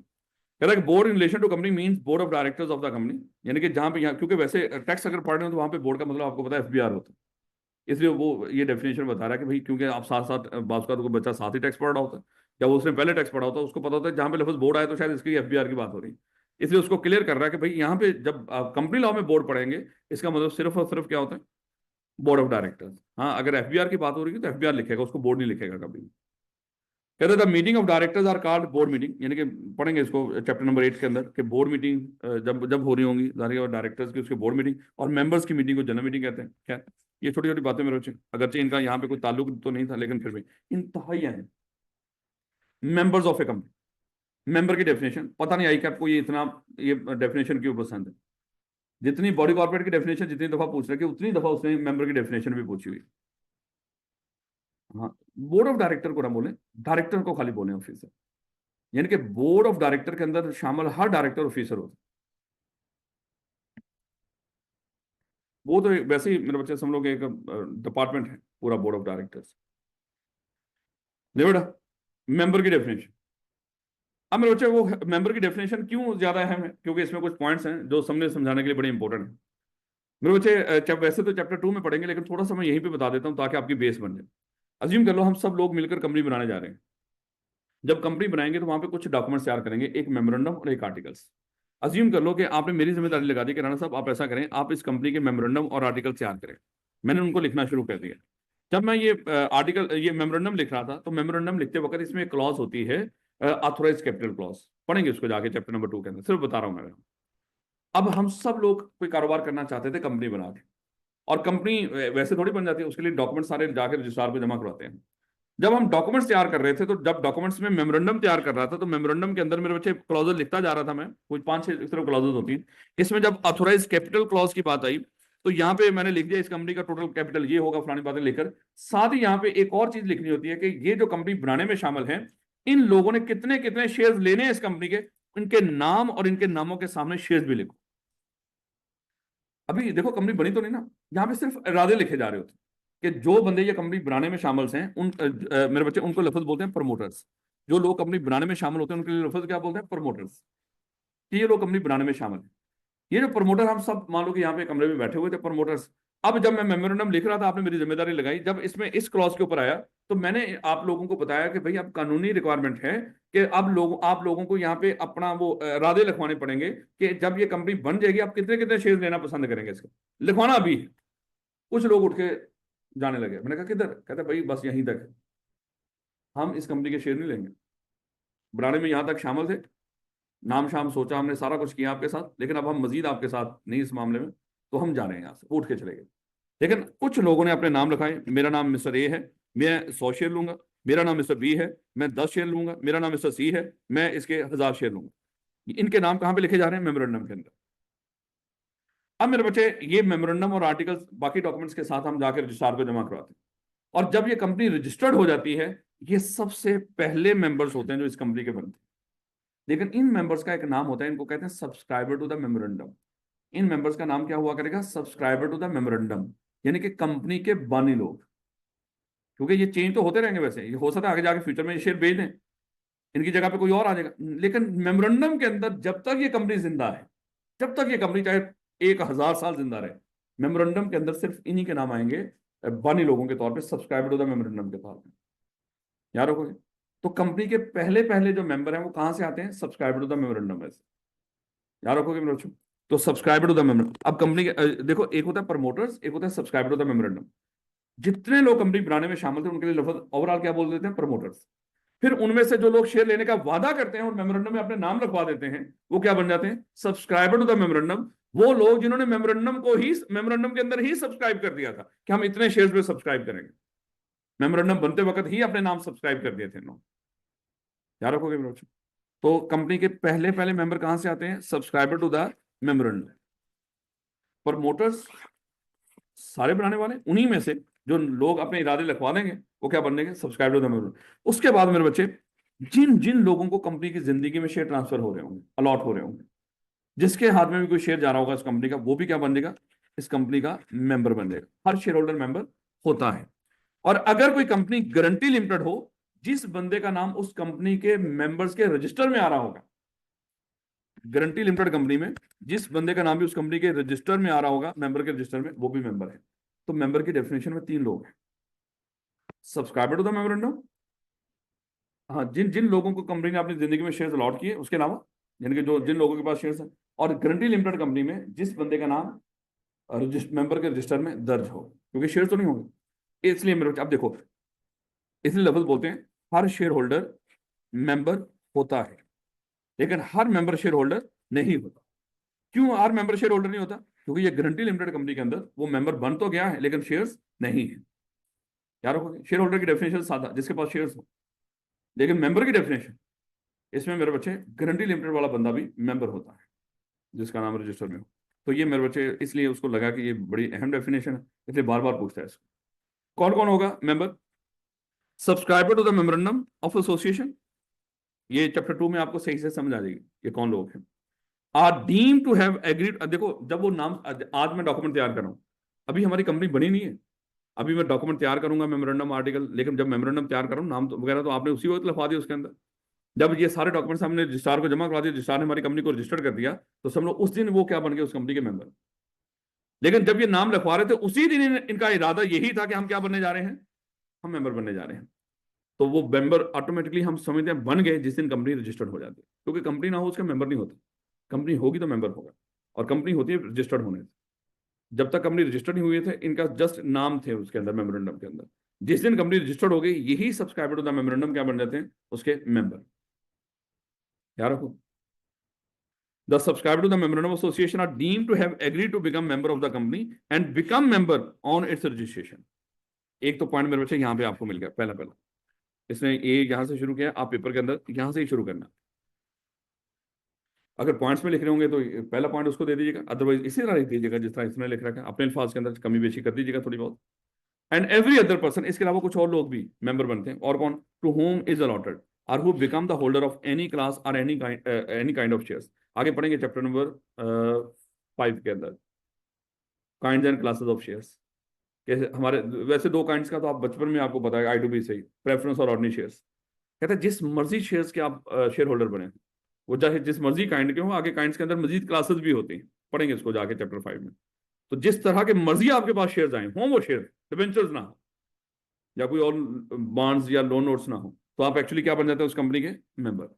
चाहे वो कहता है कि टू होम इज अलॉटेड, कोई नए कंपनी ने शेयर अलॉट किए हो किसी को, या कोई बंदा मर गया उसकी जगह पे कोई नया। अब देखो ना, ये जो सब्सक्राइबर टू द मेमोरेंडम बने थे, क्या ये कभी मरेंगे? नहीं मरेंगे। जब ये मरेंगे तो इनके शेयर किन को ट्रांसफर हो जाएंगे? इनके लीगल रिप्रेजेंटेटिव को। तो फिर वो क्या बन जाएंगे? उस कंपनी के मेंबर। लेकिन एक मेमोरेंडम, वो सब्सक्राइबर टू द मेमोरेंडम के तौर पे उन्हीं के नाम रहेंगे, सब्सक्राइबर टू द मेमोरेंडम के तौर पे, बानियों के तौर पे। अगरचे जब वो मर गए वो मजीद मेंबर नहीं है, लेकिन हम मेंबर की देखो, उसने क्या बोला, सब्सक्राइबर टू द मेमोरेंडम, जब तक कंपनी नहीं बनी वो सब्सक्राइबर टू द मेमोरेंडम होता है, मेंबर नहीं होता। वो मेंबर बनता कब है, जब बनता। लेकिन ये बोला जाता है कि ये बानी बंदा है जिसने सब्सक्राइबर मेमोरेंडम में ही सब्सक्राइब कर दिया, ये वो बंदा है। लेकिन मेंबर तभी बना था जब कंपनी रजिस्टर, अगर वो कंपनी बनी नहीं कभी, मेमोरेंडम तैयार हो गया था लेकिन कंपनी रजिस्टर्ड ही नहीं हुई, वो just subscriber to the memorandum रहा लेकिन कभी मेंबर नहीं बना। तो इसलिए मेरे बच्चे थोड़ा सा याद रखिए। और उसके बाद जिस जिस बंदे को कंपनी नए शेयर अलॉट करे, या पुराने लोगों के शेयर किसी बंदे को आगे ट्रांसफर हो रहे हो, बेचे ना लोग अपने शेयर, या जो मर्जे उसके, तो वो बंदे भी उस कंपनी के मेंबर बन जाते हैं। या in relation to a company not having share capital, any person who have agreed to become member of the company and whose name are entered in the register of member are members of the company। यानी और not having share capital company कौन सी होती है, guarantee limited. तो guarantee limited company में जो बंदा agree हो उस कंपनी का मेंबर बनने के लिए, और उसका नाम कहां पे दर्ज हो जाए, उस कंपनी के मेंबर के रजिस्टर में, ये निशानी होती है, याद रखना पेपर के अंदर, कि गारंटी लिमिटेड कंपनी के अंदर कोई बंदा ये कह रहा हूं मैं इसका मेंबर हूं, उसकी निशानी क्या है, उसका नाम उस कंपनी के मेंबर्स के रजिस्टर में दर्ज होना चाहिए। अगर नहीं है तो वो मेंबर नहीं है, याद रखोगे। तो ये तीन लोग हैं मेरे बच्चे मेंबर की डेफिनेशन के अंदर। सब्सक्राइबर टू द मेमोरेंडम जब कंपनी रजिस्टर्ड हो जाए, उसके बाद जिन जिन लोगों को कंपनी के शेयर्स अलॉट हुए, या जो बंदा कंपनी का शेयर होल्डर बना किसी भी तरीके से ट्रांसफर वगैरह से, गारंटी लिमिटेड में जिस बंदे का नाम कंपनी के मेंबर्स के रजिस्टर में दर्ज हो गया, ये तीन लोग मेरे बच्चे कंपनी के मेंबर कहलाते हैं। अब आगे फिर वो खुद बता रहा है, ये शेयर होल्डर और मेंबर वैसे हम इंटरचेंजेबली यूज कर देते हैं, मेंबर को शेयर होल्डर बोल दो, शेयर होल्डर को मेंबर बोल दो, लेकिन इन दोनों का word from the above definition बड़ा क्लियर है कि मेंबर एक ब्रॉडर टर्म है, लेकिन शेयर होल्डर एक शॉर्ट टर्म है। शेयर होल्डर सिर्फ उसको बोलते हैं जिसके पास शेयर्स हो, मेंबर एक ब्रॉडर टर्म, इसमें शेयर होल्डर भी आ जाते हैं, बगैर शेयर्स वाले लोग भी आ जाते हैं। याद रखो, पूछ सकता है पेपर में, बताओ ज्यादा ब्रॉडर टर्म कौन सी है, शेयर होल्डर या मेंबर। तो मेंबर ब्रॉडर टर्म है, शेयर होल्डर एक लिमिटेड टर्म है जो सिर्फ शेयर होल्डर के लिए बोली जाती है। लो बेटा, अगरचे ये जाके चैप्टर नंबर 8 में पढ़ना है, लेकिन पता नहीं जो वो कह दे हमें उसके साथ ही चलना पड़ता है, उसकी बातें माननी पड़ती हैं। Types of resolution bye members, यहाँ पे भी मेरे बच्चे स्पेशल रेजोल्यूशन आई के आपका बड़ा फेवरेट है। दो तरह की रेजोल्यूशन होती हैं, एक होती है ऑर्डिनरी रेजोल्यूशन, एक होती है स्पेशल रेजोल्यूशन। और यहाँ पे स्पेशल रेजोल्यूशन इंतहाई है, जरा देखिएगा होता क्या है मेरे बच्चे। कंपनी के हमने बचपन में डिस्कस किया था कि ये कुछ लोग कंपनी बनाने में शामिल है, यानी कि ये कंपनी बनाने वाले, और जब कंपनी बन जाती है तो कंपनी खुद एक अलग इंसान बन जाती है, और इस इंसान का मैनेजमेंट और कंट्रोल हमने किनके सपोर्ट कर दिया था, बोर्ड ऑफ डायरेक्टर्स। अब कंपनी में दो बड़े अहम लोग हैं, कंपनी बनाने वाले और उसको चलाने वाले। इन दोनों का पूरी कंपनी में रोल रहता है, ये ना समझना कि बनाने वालों ने बना के डायरेक्टर्स के सपोर्ट कर दी और हमेशा के लिए गायब हो गए, नहीं मेरा ऐसा नहीं होता। ये जो कंपनी बनाने वाले हैं ये भी अक्सर इकट्ठे होते हैं, अपनी मीटिंग्स करते हैं और कंपनी के बारे में कुछ फैसले करते हैं। जो कंपनी एक्ट ने इनको इजाजत दी हुई है, ये फैसले आपने ही करने हैं एज ए मेंबर। जैसे ऑडिटर की अपॉइंटमेंट हर साल यही करते हैं, उन्होंने ऐसी एनुअल डिविडेंड होता है हमारा, फाइनल डिविडेंड जिसको बोलते हैं, वो फाइनल डिविडेंड इन्हीं का इख्तियार होता है। तो बड़े सारे काम है जो इन्होंने ही करने हैं। डायरेक्टर्स का इलेक्शन जब हो रहा हो तो यही इलेक्ट करते हैं डायरेक्टर्स, और ये कहाँ पे करते हैं, ये हमेशा अपनी मीटिंग बुला के। ये जो मालिक हैं कंपनी के, जो शेयर होल्डर हैं, इनकी जो मीटिंग्स होती हैं उनके लिए लफ्ज बोलते हैं जनरल मीटिंग। क्या लफ्ज बोलते हैं इनकी मीटिंग को, जनरल मीटिंग। तो कंपनी बनाने वालों की भी मीटिंग्स होती हैं, और कंपनी चलाने वाले जो डायरेक्टर्स हैं इनकी भी बड़ी सारी मीटिंग्स होती हैं, और कंपनी जो चलाने वाले हैं इनकी मीटिंग्स को हम कहते हैं बोर्ड मीटिंग्स। तो कंपनी के अंदर दो तरह की मीटिंग्स हो रही होती हैं, एक होती है जनरल मीटिंग, एक होती है बोर्ड मीटिंग। तो जनरल मीटिंग मेरे बच्चे हमेशा मेंबर्स की मीटिंग, और बोर्ड मीटिंग हमेशा डायरेक्टर्स की मीटिंग। चाहे डायरेक्टर्स की मीटिंग बोल दो, चाहे बोर्ड मीटिंग बोल दो, चाहे बोर्ड ऑफ डायरेक्टर मीटिंग बोल दो, जो मर्जी बोल दो। और मेंबर्स की मीटिंग के लिए एक ही लफ्ज है, और वो कौन सा है, जनरल मीटिंग। हाँ, आगे जाके हम पढ़ेंगे जनरल मीटिंग भी तीन तरह की होती है, लेकिन तीनों को कहते हैं जनरल मीटिंग ही है। चाहे वो एनुअल हो, चाहे वो स्टैट्यूटरी हो, चाहे मेरे बच्चे एक और होगी जो ईजीएम हम उसको बोलते हैं, एक्स्ट्राऑर्डिनरी जनरल मीटिंग, जब जरूरत हो। खैर वो जब हम पढ़ेंगे चैप्टर 8 उस वक्त बात करेंगे। फिलहाल मेंबर्स की मीटिंग को क्या बोलते हैं, जनरल मीटिंग। अच्छा, ये जो बोर्ड मीटिंग है ना, बोर्ड मीटिंग में भी रेजोल्यूशन पास होती है। अच्छा, रेजोल्यूशन क्या होती है बोला, करारदाद, यानी कि कोई पॉइंट सामने रखना और उसके ऊपर वोटिंग करवाना, इसको रेजोल्यूशन बोलते हैं। जैसे जस्ट एग्जांपल, एक नेशनल असेंबली के अंदर रेजोल्यूशन आई कि हमें दरिया सिंध में से नहरें निकालने की इजाजत दी है, वैसे समझाने की बात करो, रेजोल्यूशन आ गई, अब उसके ऊपर वोटिंग हो रही है। अगर वोट पड़ गए उसकी फेवर में ज्यादा तो रेजोल्यूशन पास होगी। इसी तरह बाद में एक रेजोल्यूशन आ गई पीटीआई की तरफ से कि वो जो नहरें बनाने का जो बिल पास हुआ उसके खिलाफ हम कहते हैं कि ये रेजोल्यूशन, उसके खिलाफ हम पास करवाना चाहते हैं, ये रेजोल्यूशन आ गई। यानी कि कोई भी पॉइंट ऑफ व्यू अपना मेंबर्स के सामने रखना जिसके ऊपर वोटिंग हो और उसके बाद उस पॉइंट ऑफ व्यू को डिसाइड किया जा रहा हो, इसको क्या बोलते हैं, ये रेजोल्यूशन है, करारदाद। यानी कि जो भी फैसला हम करने जा रहे हैं। जैसे मान लो कि हम चाहते हैं कि चले हम सब लोग यहाँ पे बैठे हैं, हमारी मीटिंग हो रही है, हम कहते हैं कि अच्छा बताएं कल टेस्ट हो के नहीं, ये रेजोल्यूशन मैंने रख दिया आपके सामने, भाई कल टेस्ट होना चाहिए या नहीं। अब इसके ऊपर होगी वोटिंग, अगर तो मेजोरिटी बच्चों ने मान गए तो कल टेस्ट होगा, अगर नहीं माने तो ये रेजोल्यूशन डिसाइड होगा। तो कहने का ये मतलब, ये जो बोर्ड मीटिंग होगी और जो जनरल मीटिंग होगी, इन दोनों में रेजोल्यूशंस पास होती है मेरे बच्चे, ये कोई गप्पे लगाने के लिए बैठे होते, इन्होंने फैसले करने होते हैं, और वो फैसले जिस पॉइंट पर हो रहे हो वो पॉइंट क्या कहलाता है, वो रेजोल्यूशन है, या जिस मामले पे वो फैसला होना हो वो मामला क्या कहलाता है, रेजोल्यूशन। कोई ना कोई मसला होगा तो उसके ऊपर मेरे बच्चे वो फैसला होना है ना, वो मसला एक्चुअली जो डिस्कस हो रहा है वो क्या है, रेजोल्यूशन। अब मेरे बच्चे, जो बोर्ड मीटिंग में रेजोल्यूशन पास होती है उसका एक ही नाम होता है, उसको कहते हैं बोर्ड रेजोल्यूशन। क्या लफ्ज बोलते हैं उसको, बोर्ड रेजोल्यूशन। ये जो डायरेक्टर्स की मीटिंग में रेजोल्यूशन पास होते हैं उसका एक ही नाम है, और वो क्या है, बोर्ड रेजोल्यूशन। ये जो मेंबर्स की मीटिंग में रेजोल्यूशन पास होती है इसके दो नाम है, इसको ऑर्डिनरी रेजोल्यूशन भी कहते हैं, इसको स्पेशल रेजोल्यूशन भी कहते हैं। कभी भी ऑर्डिनरी और स्पेशल रेजोल्यूशन डायरेक्टर्स की मीटिंग में पास नहीं होती। और मैं हमेशा जब ये पढ़ाना शुरू करता हूँ चैप्टर, यहां से ये चीज शुरू होती है, आगे जगह जगह पे जिक्र आएगा रेजोल्यूशंस का, और मैं बच्चों को यहाँ पे एक चैलेंज देता हूँ। मैं बच्चों को कहता हूँ कि देखो, कभी भी ऑर्डिनरी और स्पेशल रेजोल्यूशन बोर्ड मीटिंग में पास नहीं होती, लेकिन लाजमी तौर पे आप लोगों ने कई दफा ये गलती करनी है जहां पे ऑर्डिनरी और स्पेशल रेजोल्यूशन बोर्ड मीटिंग में पास करवा देंगे। मैं आपसे पूछूंगा और आपने कह देना सर बिल्कुल बोर्ड मीटिंग में ये स्पेशल रेजोल्यूशन पास हो रही, या बोर्ड मीटिंग में ऑर्डिनरी रेजोल्यूशन। मैं चैलेंज करता हूं बच्चों को, और बच्चे हमेशा इसमें फेल हुए हैं, और मैं आपको फिर आपको भी चैलेंज कर रहा हूं। एक वक्त आएगा मैं आपसे पूछूंगा, अच्छा बताएं यहाँ पे ये जो डायरेक्टर ने रेजोल्यूशन पास की है, ये ऑर्डिनरी रेजोल्यूशन है या स्पेशल रेजोल्यूशन, माशाल्लाह आपने बोल देना। वहां पे आपने ये नहीं बोलना कि नहीं सर ऑर्डिनरी और स्पेशल रेजोल्यूशन तो सिर्फ मेंबर्स की मीटिंग में होती है, यहाँ पे तो होती नहीं। माशाल्लाह ऐसे आपका नॉलेज उस वक्त समंदर बना होगा, है? ऐसे ही है ना, बोल दिया बस सर से ये हुआ है तो ये ऑर्डिनरी रेजोल्यूशन है। ये चैलेंज मेरे बच्चे एक्सेप्ट है। चलें, मैंने भी आपको चैलेंज दे दिया कि मैं इस मामले में आपको गलत साबित करूंगा, बाकी देख लेते हैं कि होता क्या है। ले बेटा जरा देखिएगा, बोर्ड मीटिंग के अंदर सिर्फ बोर्ड रेजोल्यूशन पास होती है, और जनरल मीटिंग के अंदर दो तरह की रेजोल्यूशन होती है, तीसरी तरह की कोई नहीं है, ना ही एक तरह की है। जनरल मीटिंग में हमेशा जो रेजोल्यूशन पास हो रही होगी या तो वो क्या होगी, या ऑर्डिनरी रेजोल्यूशन होगी या क्या होगी, स्पेशल रेजोल्यूशन। जनरल मीटिंग में, मेंबर्स की मीटिंग में हमेशा दो ही रेजोल्यूशन होंगे, या तो ऑर्डिनरी या स्पेशल। और बोर्ड मीटिंग में सिर्फ एक ही रेजोल्यूशन होती है, बोर्ड रेजोल्यूशन। अभी नहीं मैं तंग करूंगा आप लोग, अभी बेफिक्र है। आपको लगेगा सर अभी ना कहीं बोल देना, नहीं अभी अभी जरूरत ही को नहीं, अभी तो आपने पक्का करके बैठे हो। जब आप कहीं भूले बैठे होंगे तो फिर मैं आपको पूछूंगा। नहीं नहीं इंशाल्लाह फिर कभी। ले बेटा, अब ऑर्डिनरी रेजोल्यूशन क्या होती है, जब कोई एजेंडा, अच्छा इसको एजेंडा भी बोल सकते हैं, इसको बिजनेस भी बोल सकते हैं, जिस अभी हमने डिस्कस, कोई मामला जो भी हम सामने जिसके ऊपर वोटिंग होनी हो, उसको एजेंडा भी बोल सकते हैं, उसको बिजनेस भी बोलते हैं यहाँ पे, बिजनेस ऑफ द मीटिंग या एजेंडा ऑफ द मीटिंग। अगर कोई एजेंडा या कोई मामला सिंपल मेजोरिटी से डिसाइड होना, सिंपल मेजोरिटी क्या है, अगर इस मामले के ऊपर मोर देन 50% वोट इसकी फेवर में पड़ गए, मोर देन 50%, तो ये मामला डिसाइड हो जाएगा। मान लो कि हमारे टोटल 1 लाख वोट है जो कास्ट हो, अगर इस मामले के ऊपर मेरे बच्चे 51,000 पड़ गए हैं, यानी कि 50,000 से ऊपर एक भी चाहे हो, 50,000 एक भी वोट चाहे पड़ गया, तो मेरे बच्चे ये रेजोल्यूशन क्या हो जाती है, पास हो जाती है। ऐसी रेजोल्यूशन जो सिंपल मेजोरिटी से पास होती है, सिंपल मेजोरिटी अभी हमने डिस्कस किया था डायरेक्टर के मामले में, हमने पढ़ा था कि बोर्ड की कंपोजिशन कब होती है, मतलब कंपनी के पास जब उसके मेजोरिटी डायरेक्टर अपॉइंट करेगा, मेजोरिटी कहते हैं कि इसको मोर देन 50%। जहां पे लफ्ज कभी भी जिंदगी में आप लफ्ज मेजोरिटी पढ़ें, ये हमेशा मोर देन 50% होता है।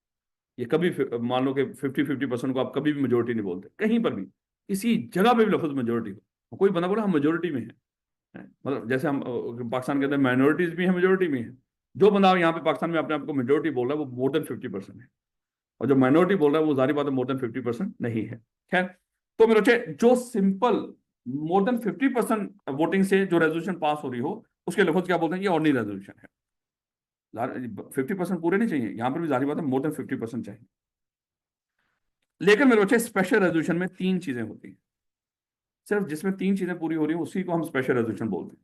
पहले नंबर पे स्पेशल रेजोल्यूशन हमेशा जनरल मीटिंग में ही पास होती है, और जनरल मीटिंग तीन तरह की है जिसमें मर्जी पास कर लो, लेकिन ये कभी बोर्ड मीटिंग में पास नहीं होती, वो तो ऑर्डिनरी रेजोल्यूशन में नहीं होती, लेकिन फिर भी शुरू इसकी डेफिनेशन यहीं से कर कि स्पेशल रेजोल्यूशन ऐसी रेजोल्यूशन जो जनरल मीटिंग में पास हुई हो और इस मीटिंग का लाजमी तौर पे 21 दिन पहले नोटिस देना हो। स्पेशल रेजोल्यूशन पास करने के लिए कभी भी आप 21 दिन से कम का नोटिस नहीं दे सकते। हमेशा आप लोगों को पहले 21 दिन पहले नोटिस देंगे कि 21 दिन के बाद या 22 दिन के बाद या 30 दिन के बाद हमारी ये मीटिंग होगी, उस मीटिंग में ये फलाना मामला हमने as a special resolution pass करना है। आगे आएंगे बड़े सारे मामला जो स्पेशल रेजोल्यूशन से होंगे या उन्हीं रेजोल्यूशन से होंगे, वो जब आएंगे तो इंशाल्लाह बता दूंगा। फिलहाल मैंने कहा ये मिसफिट टॉपिक है यहाँ पे, बेहतर ये था इसको चैप्टर नंबर 8 के साथ बोल, लेकिन उसने को लगा कि शायद चैप्टर नंबर 8 से पहले ही हमने रेजोल्यूशन के जिक्र करने शुरू कर देने, जैसे चैप्टर नंबर 2 में जगह जगह पे आना ऑर्डिनरी रेजोल्यूशन, स्पेशल रेजोल्यूशन, उसको लगा कि शायद बच्चों को यहीं पे बता दिया जाए थोड़ा सा। तो ये देखिएगा मेरे बच्चे, स्पेशल रेजोल्यूशन में डेफिनेशन जब वो पूछे क्या होती है, सिर्फ 3 बातें बतानी, अपने अल्फाज में बता देना। ऐसी रेजोल्यूशन जो कंपनी की जनरल मीटिंग में पास होती हो, उस मीटिंग का लाजमी तौर पे कम से कम 21 दिन पहले नोटिस दिया गया हो, और ये मेंबर्स की 3/4 मेजोरिटी से पास होती है। ये सिंपल मेजोरिटी नहीं चाहिए होती, इसके लिए 3/4 मेजोरिटी चाहिए होती है। तो ऐसी रेजोल्यूशन जो कंपनी की जनरल मीटिंग में पास हो, अब देखो ये ओनली रेजोल्यूशन भी मान लो ये भी ऐसी ऐसी रेजोल्यूशन जो जनरल मीटिंग में पास होती है लेकिन सिंपल मेजोरिटी से, इसको ऐसे डिफाइन कर दो बस, खत्म हो गया। लेकिन स्पेशल रेजोल्यूशन 3 पॉइंट्स, ऐसी रेजोल्यूशन जो कंपनी की जनरल मीटिंग में पास होती हो, उसका 21 दिन पहले इस रेजोल्यूशन का लाजमी तौर पे नोटिस देना है, और 3/4 मेजोरिटी। जस्ट एग्जाम्पल चलिए मैं आपको बताता हूँ कुछ मामला में से, हमने अगर रजिस्टर्ड ऑफिस चेंज करना है, फिलहाल तो आपको रजिस्टर्ड ऑफिस का नहीं पता क्या होता है, और स्पेशल रेजोल्यूशन चले मान लें एक एसोसिएट कंपनी का पता है थोड़ा सा, एक कंपनी की रिश्तेदार कंपनी होती है, चले अभी इतना दिमाग में रख लो। एक कंपनी जब अपनी रिश्तेदार कंपनी में पैसा लगाने जा रही हो ना कोई, सीएफई आई कैप की एसोसिएट कंपनी है, और सीएफई सोच रहा है कि हम आई कैप को लोन दे दें, तो सीएफई के लिए लाजमी है कि पहले मेंबर्स को बुला के उसके ऊपर स्पेशल रेजोल्यूशन पास करवाओ। अब सीएफई मान लो कि 10 दिन बाद लोन देना चाह रहा है, क्या मेरे बच्चे ये स्पेशल रेजोल्यूशन पास करवा सकता है 10 दिन बाद लोन देना? नहीं। इसका मतलब इसको हम बताएंगे आप क्या करो, जनरल मीटिंग बुलाओ, उसका कम से कम पहले 21 दिन पहले नोटिस दो, फिर उसमें स्पेशल रेजोल्यूशन पास करवाओ, और वो स्पेशल रेजोल्यूशन कैसे पास होना चाहिए, 3/4 मेजोरिटी से, फिर आप लोन दे देना अगर वो पास हो जाए। सिर्फ फिलहाल मैं वैसे बता रहा हूँ। तो स्पेशल रेजोल्यूशन ऐसी रेजोल्यूशन होती है जो हमेशा जनरल मीटिंग में, जिसका 21 दिन पहले नोटिस और मेंबर्स की 3/4 मेजोरिटी, और ऑर्डिनरी रेजोल्यूशन जनरल मीटिंग में पास होती है लेकिन सिंपल मेजोरिटी से। मुश्किल तो नहीं ना? लेकिन आई कैप को ये स्पेशल रेजोल्यूशन की डेफिनेशन बहुत पसंद है। ले बेटा, और डायरेक्टर्स की मीटिंग में कितनी तरह की रेजोल्यूशन पास होती है? एक तरह की। मेंबर्स की मीटिंग में कितनी तरह की रेजोल्यूशन? सिर्फ 2 तरह की, ऑर्डिनरी और स्पेशल। स्पेशल किसको कहते हैं? जो जनरल मीटिंग में पास हो, उस मीटिंग का कम से कम 21 दिन पहले नोटिस दिया गया हो, और 3/4 मेजोरिटी। यानी कि ये नहीं हो सकता कि 10 दिन का नोटिस एक आप स्पेशल रेजोल्यूशन पास करवा, कोई और मामला हो तो चाहे शॉर्ट नोटिस के ऊपर भी मीटिंग बुला लो, लेकिन अगर स्पेशल रेजोल्यूशन किसी मामला इतना अहम हो, और ये अहम मामला के लिए स्पेशल रेजोल्यूशन होती है, ये कोई कोई छोटे मोटे मामले नहीं होते, जहां पे स्पेशल रेजोल्यूशन की बात करें समझ लो ये इंतहाई अहम मामला है। और अगली बात, जब भी वो ये बोलेगा ना इस मामले को मीटिंग में रेजोल्यूशन पास करवा के पास वो कर लो, अप्रूव करवा लो, या इस मामले के लिए रेजोल्यूशन मेंबर्स की रेजोल्यूशन चाहिए, जहां पे लफ्ज खाली रेजोल्यूशन लिखा हो उसका मतलब हमेशा ओनली रेजोल्यूशन हो। जब स्पेशल रेजोल्यूशन की बात करेगा हमेशा साथ जिक्र करेगा कि इस मामले को स्पेशल रेजोल्यूशन के तौर पे अप्रूव करवाओ। खाली रेजोल्यूशन लिखी हो तो मेंबर्स के लिहाज से वो ऑनरी रेजोल्यूशन होती है। जहां पे स्पेशल रेजोल्यूशन होगी नाम के साथ लाजमी लफ्ज स्पेशल लिखा होगा, याद रखोगे। जिस तरह जस्ट एग्जांपल एक है सीएफई लिमिटेड, मुझे बताओ ये पब्लिक कंपनी है प्राइवेट है? ये पब्लिक है या प्राइवेट है? पब्लिक है। हाँ, क्योंकि आगे जाके पढ़ेंगे, अभी अगरचे नाम लिखने का तरीकाकार हमने नहीं पढ़ा, चैप्टर नंबर 2 में पढ़ेंगे, लेकिन प्राइवेट कंपनी के साथ लफ्ज प्राइवेट लाजमी लिखा रहा हो। अगर बीच में कहीं पर प्राइवेट नहीं लिखा हो तो पक्की बात है ये कौन सी है, पब्लिक है। लेकिन अगली बात, पब्लिक भी तो 2 तरह की होती है ना, लिस्टेड और अनलिस्टेड। मुझे बताओ ये लिस्टेड है या अनलिस्टेड है? फिर जहां पे खाली लिखा हो सीएफई लिमिटेड या फलानी लिमिटेड, और आगे कुछ और जिक्र ना हो, तो बाय डिफॉल्ट हम इसको यही समझते हैं ये पब्लिक अनलिस्टेड कंपनी है। जहां पे लिस्टेड कंपनी हो लाजमी जिक्र करता है ये सीएफई लिमिटेड एक लिस्टेड कंपनी है। जहां पे स्पेशल रेजोल्यूशन लाजमी जिक्र करेगा ये स्पेशल रेजोल्यूशन के तौर पे काम करवाना। अगर खाली रेजोल्यूशन लिखा हो तो जस्ट रेजोल्यूशन है, ऑर्डिनरी रेजोल्यूशन। अगर खाली सीएफई लिमिटेड लिखा हो तो जस्ट पब्लिक कंपनी है, लिस्टेड नहीं है। याद रखोगे इस बात को, ये छोटी छोटी बातें आगे मैं बताता जाऊंगा आपको। लो बेटा, resolution the decision of a company are made in meeting, यानी कि जितने फैसले हम मीटिंग्स में होते हैं through resolution. A meeting of member is called general meeting, चाहे मेंबर्स की हो चाहे बोर्ड की हो। बोर्ड में भी रेजोल्यूशन पेश की जाती है, उसके ऊपर फैसले होते हैं। मेंबर्स के सामने भी रेजोल्यूशन पेश की जाती है, और रेजोल्यूशन का मतलब क्या होता है? एजेंडा। एजेंडा मतलब जो पॉइंट जो डिस्कस होना है, जिसके ऊपर वोटिंग होनी है।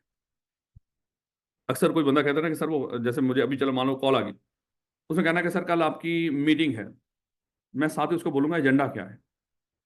तो वो दो चार बातें बता देगा सर। एक तो ये कैंपस इधर शिफ्ट करना है, कब तक शिफ्ट करना चाहिए हमें, उसके ऊपर फैसला होना है। और दूसरा सर वो सोचा जा रहा है कि इस सोलर को बेच दें तो हम जनरेटर ही रख लें, तो इसके ऊपर फैसला होना है। तो सर तीसरे नंबर पे सोचा जा रहा है कि फीसें बढ़ा के 50% और बढ़ा दी जाए, इसके ऊपर अभी एजेंडा है। ये एक एक पॉइंट वहां पे सब रखते जाएंगे, इसके ऊपर वोटिंग होती जाएगी। और वो देखा जाएगा अगर मेजोरिटी वोट या देखा जाएगा वो रेजोल्यूशन कौन सी है। अगर तो मेंबर्स की मीटिंग है ये, तो कौन सा मामला स्पेशल रेजोल्यूशन। लेकिन ये नहीं होता कि अगले दिन का नोटिस है कि स्पेशल रेजोल्यूशन पास हो जाए। खैर वो देखेंगे उसको। लेकिन बेटा ऑर्डिनरी रेजोल्यूशन क्या होती है? Ordinary resolution means a resolution pass bye simple majority. और सिंपल मेजोरिटी किसको बोलते हैं? हाँ, जस्ट मोर देन 50%। लेकिन मोर देन 50% और सच मेंबर ऑफ द कंपनी। अगली बात, जनरल मीटिंग में बाय ये देखो, जनरल मीटिंग में रेजोल्यूशन पास होती है ऑर्डिनरी स्पेशल। और जनरल मीटिंग में बैठ ही वो मेंबर सकता है जिसके पास वोटिंग राइट्स वाले शेयर्स। कभी भी वो मेंबर जिसके पास वोटिंग राइट वाले शेयर ना हो, जैसे प्रेफरेंस शेयर्स, उनके साथ वोटिंग राइट्स नहीं होते, तो वो बंदा कभी जनरल मीटिंग में जाके बैठता ही नहीं। तो इसलिए मेरे बच्चे उसने अलग जिक्र करने की वैसे जरूरत नहीं थी, क्योंकि जनरल मीटिंग में बैठता ही वो बंदा है जिसके पास वोटिंग राइट्स वाले शेयर्स होते हैं। खैर उसने फिर भी एहतियातन लिखा है, कहते हैं ऑर्डिनरी रेजोल्यूशन मींस ऐसी रेजोल्यूशन जो सिंपल मेजोरिटी से पास होती हो of such members of the company entitled to vote as are present. अगली बात, यहाँ पे फिर एक छोटा सा पॉइंट आ गया। अज्यूम कर लो आपने नेस्ले कंपनी के शेयर्स खरीदे होंगे। जब आपने नेस्ले कंपनी के शेयर्स खरीदे होंगे तो फिर अगली बात आएगी कि अगर उसकी मीटिंग हो तो आप मीटिंग कैसे जाके अटेंड कर सकते हैं। तीन तरीकेकार होते हैं मीटिंग अटेंड करने के। या तो आप फिजिकली वहां पे चले जाएं, पर्सनली, इसके लिए लफ्ज बोलते हैं पर्सनली, चले जाएं वहां पे। या ऐसा कर लें कि ऑनलाइन भी मीटिंग अटेंड की जा सकती है वीडियो लिंक के जरिए। तीसरा तरीकाकार होता है अपनी जगह पे किसी और को भेज दो, इसके लिए लफ्ज बोलते हैं प्रॉक्सी। जब मीटिंग अटेंड करनी हो, ये सारी चीजें आगे रिपीट होनी है, मैं बार बार बताऊं। जाके चैप्टर 8 में तो फिर सारा कुछ एंड हो जाना है ना। लेकिन फिर भी अभी से याद रखना शुरू कर दें थोड़ी थोड़ी बातें, कि जब मीटिंग हो रही हो उस मीटिंग में कौन जाके उसको अटेंड करेगा? वोटिंग राइट वाला बंदा। वो वोटिंग राइट वाला बंदा पर्सनली जाके मीटिंग अटेंड कर ले, चाहे वो अपनी जगह पे किसी बंदे को भेज दे, उसका नाम होगा प्रॉक्सी, चाहे वो वीडियो लिंक के जरिए मीटिंग अटेंड कर ले। तीन तरीकेकार होते हैं मीटिंग अटेंड करने के। लेकिन वोट कास्ट करने के तरीकेकार इससे एक ज्यादा होते हैं। जैसे वोट कास्ट करना, मीटिंग में जब जाएंगे वोट कास्ट करने जाएंगे, वो खाने थोड़ी जाएंगे। तो वोट कैसे कास्ट कर सकते हैं? जाके पर्सनली कर सकते हैं, वीडियो लिंक के जरिए बैठ के वोट कास्ट कर दो, या मेरे बच्चे प्रॉक्सी के जरिए वोट कास्ट कर दो, या एक लफ्ज बोलते हैं पोस्टल बैलेट भी लफ्ज बोला जाता है। क्या लफ्ज बोला जाता है? Postal ballot. बात कर कुछ लोग शदीद बीमार बमूर होते हैं, हॉस्पिटल में पड़े होते हैं, ना तो वहां पे वीडियो लिंक की फैसिलिटी है और ना ही वो बंदा आ सकता है, ना ही उसने कोई प्रॉक्सी अपॉइंट किया। तो पोस्टल यानी कि अपना वोट कास्ट करके उस रेजोल्यूशन के ऊपर, क्योंकि जिस वो नोटिस ना 21 दिन पहले चला जाता है। आगे हम पढ़ेंगे, कम से कम 21 दिन पहले नोटिस देना होता है। जब जब मीटिंग हो रही हो 21 दिन पहले नोटिस देते हैं। खाली स्पेशल रेजोल्यूशन नहीं, मोस्टली नोटिस भी 21 दिन पहले जा रहे होते हैं। कोई हंगामी मामला हो तो फिर चाहे शॉर्ट नोटिस देने, लेकिन उसमें स्पेशल रेजोल्यूशन पास नहीं होगी। तो 21 दिन पहले जब नोटिस आता है तो मेरे बच्चे उस नोटिस के अंदर लोगों को बताया जा रहा होता है ये रेजोल्यूशन पास होनी है। एक बंदे का दिल कर रहा है मैं इस रेजोल्यूशन के ऊपर अपना फेवर में वोट दूं, लेकिन वो बेचारा हॉस्पिटल में पड़ा हुआ।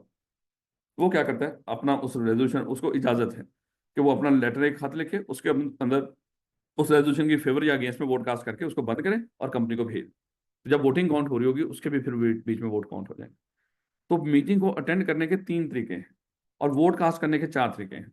मीटिंग को अटेंड कैसे कर सकते हो? अगर मेंबर हो किसी कंपनी के, खुद चले जाओ पर्सनली, किसी को भेज दो, जो किसी को भेजोगे वो कौन होगा? आपका प्रॉक्सी, या आप वीडियो लिंक के जरिए अटेंड कर। लेकिन वोट कास्ट करने के चार तरीके हैं।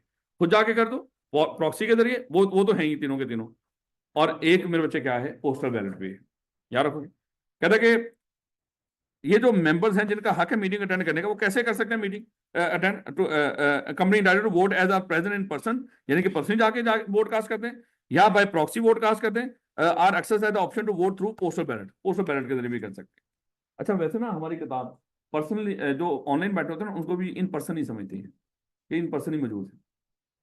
यानी कि जो बंदा फिजिकली चला जाए या ऑनलाइन चला जाए, जब वो वोट कास्ट होता है ये इन पर्सन ही समझा जाता है, तो उसने खुद वोट कास्ट कर दिया है। दूसरा तरीका कार्य होता है अपने प्रॉक्सी के जरिए। तीसरा क्या होता है? पोस्टल बैलेट के जरिए। वोट कास्ट करने के लिहाज से वो दोनों इन पर्सन समझे जाते हैं, अटेंड करने के लिहाज से वो ऑनलाइन है, ये पर्सनली फिजिकल कह लें। जो भी है, ये सादी सी बात है मेरे ऑनलाइन। मान लो कुछ जरा थोड़ी सी बोर्ड सी चीजें हैं ये अभी, कल से इंशाल्लाह वो जब पढ़ना शुरू कर देंगे एसोसिएशन नॉट फॉर प्रॉफिट, तो फिर आपको जरा थोड़ा सा एक्टिव रहना पड़ेगा। लो बेटा, और मादर मेरा ख्याल है कि 1-2 मिनट ऊपर हो गया, बस खत्म करते हैं इसको। कल इसको दोबारा रिपीट कर दूंगा मैं। ये मेरे बच्चे, मैंने अभी आपको बताया था स्पेशल रेजोल्यूशन क्या होती है, जिसमें तीन चीजें हो। जनरल मीटिंग में पास हो, 21 दिन पहले नोटिस दिया गया उस मीटिंग का, और 3/4 मेजोरिटी। अब जरा जल्दी जल्दी देखिएगा क्या ये तीनों चीजें हमें मिल जाती हैं, और अपने अल्फाज में लिख लीजिएगा उसको मेरे बच्चे। कहता है कि special resolution means a resolution which has been passed by a majority of not less than 3/4, यानी कि कितने लोगों की मेजोरिटी से पास होगी, 3/4। एक पॉइंट हमें मिल गया यहाँ। आगे वही कह रहा है कि वो और ये कौन से मेंबर होंगे जिनका उस मीटिंग को अटेंड करने का राइट होगा, और किनका राइट होता है, जिनके पास वोटिंग राइट्स वाले शेयर। और फिर अगेन वो कैसे कैसे मेरे बच्चे वो वोट कास्ट कर सकते हैं, खुद जाके प्रॉक्सी के जरिए, पोस्टल बैलेट के जरिए, ये सारी बातें उसने कर दी। अब अगला अगला पॉइंट यहाँ पे हमारा दूसरा आ गया, और इस मीटिंग ये जनरल मीटिंग, देखो दूसरा पॉइंट आ गया, ये मीटिंग कौन सी होगी, जनरल मीटिंग। और तीसरे नंबर पे इस मीटिंग का कितने दिन पहले नोटिस दिया गया हो, 21 दिन पहले नोटिस दिया गया। तो ये तीन चीजें हैं मेरे बच्चे, सादा अल्फाज में। जब पास पेपर में देखेंगे ना, ऐसे ही लिखा होगा आराम से, बड़ा बेहतरीन के समय। स्पेशल रेजोल्यूशन ऐसी होती है जो कंपनी की जनरल मीटिंग में पास हो, उसका 21 दिन पहले नोटिस दिया गया हो, और मेंबर्स के 3/4 से पास। बस इतनी सी बात याद रखो। ये मेरे बच्चे कल इंशाल्लाह इसको डिस्कस करेंगे। ये प्रोविजन और प्रोवाइडर का मतलब क्या होता है, एक्सेप्शन। कुछ ना कुछ तो है यहाँ पे एक्सेप्शन।